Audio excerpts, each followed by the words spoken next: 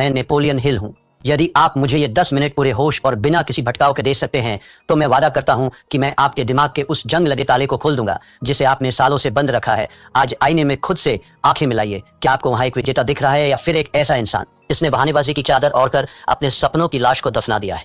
जहां एक ही सवाल आपके अंतर्मन को चीरता रहता है, वह सवाल है, मैं शुरुआत तो कर लेता हूँ, फिर रुक क्यों जाता हूँ? आप अकेले नहीं है।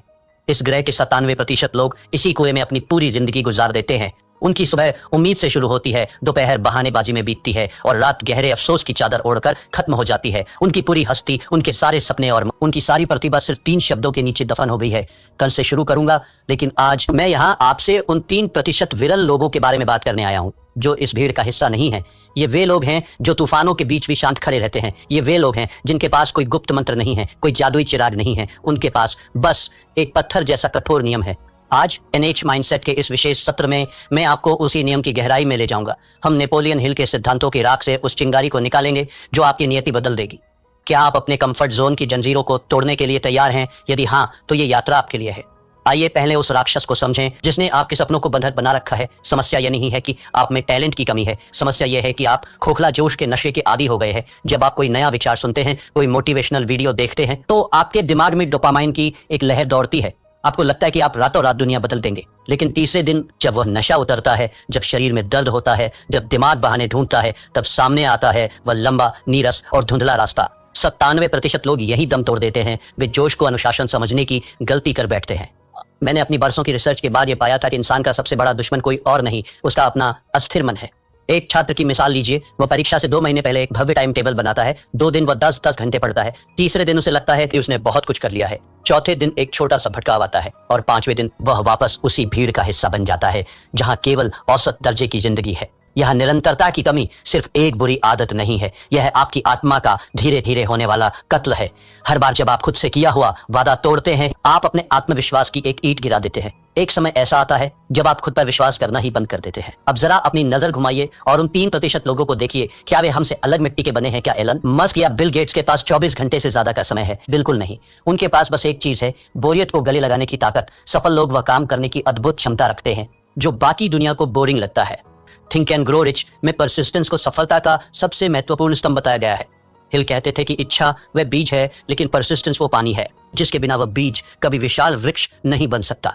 ये 3% लोग जानते हैं कि प्रेरणा एक धोखा है। वे प्रेरणा का इंतजार नहीं करते, वे अपनी प्रणाली सिस्टम पर भरोसा करते हैं। जब उनका मन कहता है कि आज रहने देते हैं, तो उनकी अंतरात्मा गरज कर जवाब देती है, यही तो वो क्षण है जहां मैं भीड़ को पीछे छोड़ूंगा। नेपोलियन हिल ने हमें जो विरासत दी है उसे मैंने 7 महासूत्रों में संकलित किया है। इन्हें ध्यान से सुनिए क्योंकि ये आपके जीवन के मंदिर की नींव बनेंगे। पहला सूत्र, निश्चित मुख्य उद्देश्य। आपके भटकने का सबसे बड़ा कारण यह है कि आपको पता ही नहीं कि आपकी मंजिल कहाँ है। मुझे अमीर बनना है, ये कोई लक्ष्य नहीं है, ये एक खोखली इच्छा है। मुझे अगले 12 महीनों में अपने व्यवसाय से 10 लाख रुपए कमाने हैं। यह एक निश्चित उद्देश्य है। जब तक आपका लक्ष्य स्पष्ट नहीं होगा, आपकी ऊर्जा बिखरी रहेगी। अपनी डायरी उठाइए और अभी लिखिए आप वास्तव में क्या चाहते हैं। दूसरा सूत्र, सुव्यवस्थित योजना। सिर्फ ख्याली पुलाव पकाने से महल नहीं बनते। आपको उन पत्थरों को उठाने का एक सटीक नक्शा चाहिए। अपने बड़े लक्ष्य को इतने छोटे छोटे टुकड़ों में बांट दीजिए कि उसे पूरा ना करना असंभव हो जाए। अगर आपको एक लेखक बनना है तो पूरी किताब के बारे में मत सोचिए, सिर्फ रोज के 200 शब्द लिखने का लक्ष्य रखिए। तीसरा सूत्र, परसिस्टेंस। दृढ़ता चरित्र का वह हिस्सा है जैसे लोहे के लिए कार्बन। इसके बिना आप एक कमजोर धातु की तरह हैं जो दबाव पड़ते ही टूट जाएगी। जब असफलता आपके दरवाजे पर दस्तक दे तो उसे हार मत समझिए, उसे एक कठिन गुरु मानिए जो आपको अगले स्तर के लिए तैयार कर रहा है।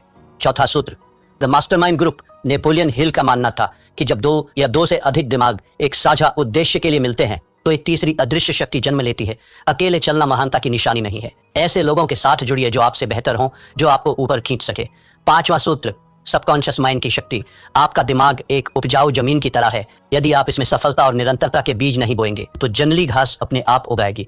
रोज सोने से पहले अपने लक्ष्य को दोहराइए, उसे महसूस कीजिए जैसे वह सच हो चुका हो। छठा सूत्र, क्विक डिसीजन मेकिंग। सफल लोग निर्णय जल्दी लेते हैं और उन्हें बदलते बहुत धीरे हैं, जबकि असफल लोग निर्णय लेने में हफ्तों लगा देते हैं और उन्हें बदलने में चंद सेकंड। टाल मटोल आपके समय का चोर है, इसे अभी मार दीजिए।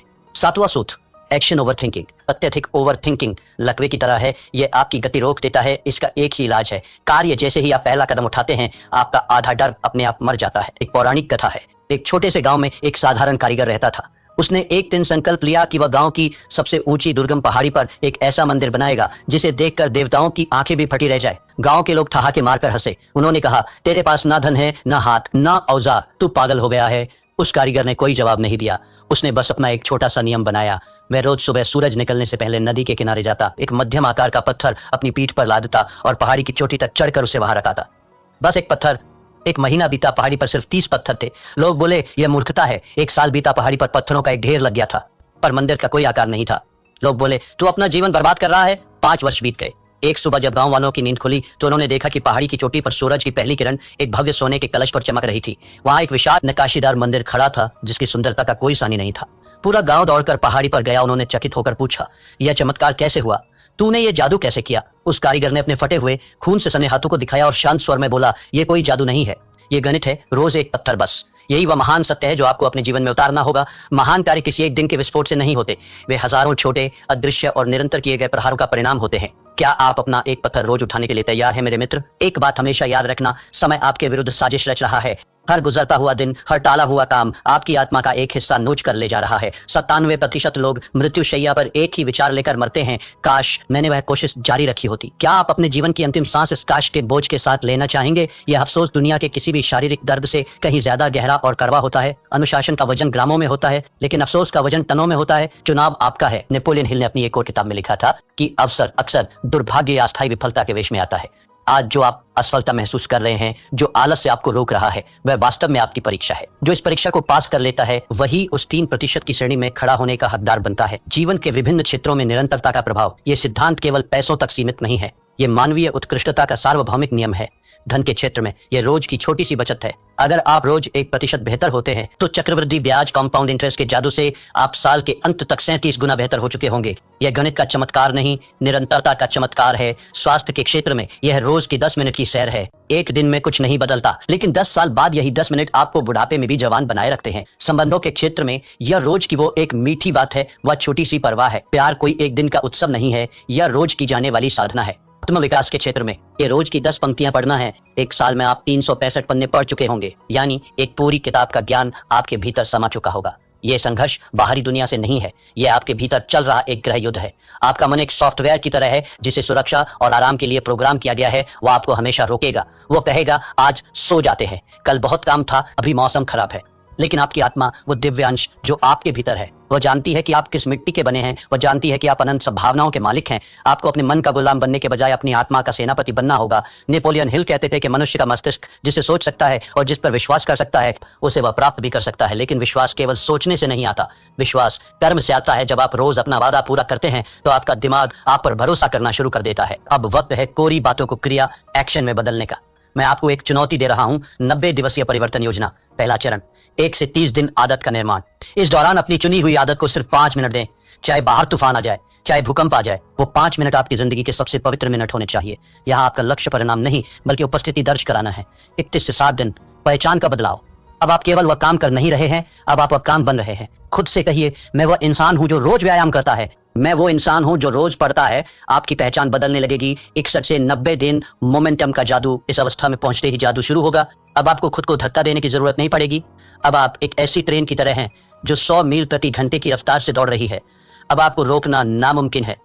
तो मेरे साथी यात्रियों, अब आप उस तिराहे पर खड़े हैं जहां से 2 रास्ते अलग होते हैं। पहला रास्ता वही पुराना और घिसा पिटा है 97% वाली भीड़ का, जहां बहुत आराम है, हजारों बहाने हैं और अंत में एक सड़ा हुआ बदबूदार अफसोस है। दूसरा रास्ता उन 3% विरल व्यक्तियों का है जहां शुरुआत में अकेलापन है, जहां पसीना है, जहां दर्द है, लेकिन जिसके अंत में अमरता और शिखर है। आपका दिमाग अभी भी आपके कान में फुसफुसा रहा होगा, कल से देख लेंगे भाई, आज रहने दे। उसे एक जोरदार मानसिक थप्पड़ मारिए, अपनी आत्मा की आवाज सुनिए, अपनी डायरी उठाइए और आज इसी वक्त अपने मंदिर का पहला पत्थर रखिए। याद रखिएगा, इतिहास उन्हें याद नहीं रखता जो शुरू करते हैं, इतिहास उन्हें याद रखता है जो खत्म करते हैं। आज का यह दिन फिर कभी वापस नहीं आएगा। यह सूरज कल फिर उगेगा, लेकिन क्या आप वही पुराने इंसान होंगे या एक नया व्यक्तित्व? अगर आप उस 3% के क्लब में शामिल होने का अटूट फैसला कर चुके हैं तो कमेंट सेक्शन में अपनी आज की तारीख लिखिए और पूरे गर्व के साथ टाइप कीजिए, आई एम रेडी। ये आपका खुद से किया हुआ पहला सार्वजनिक वादा होगा। उठिए, अपने भविष्य की नींव रखिए और याद रखिए, यहाँ हम सिर्फ बातें नहीं करते, हम मानसिकता बदलते हैं। मेरे पास जो 10 मिनट आपने गिरवी रखे थे,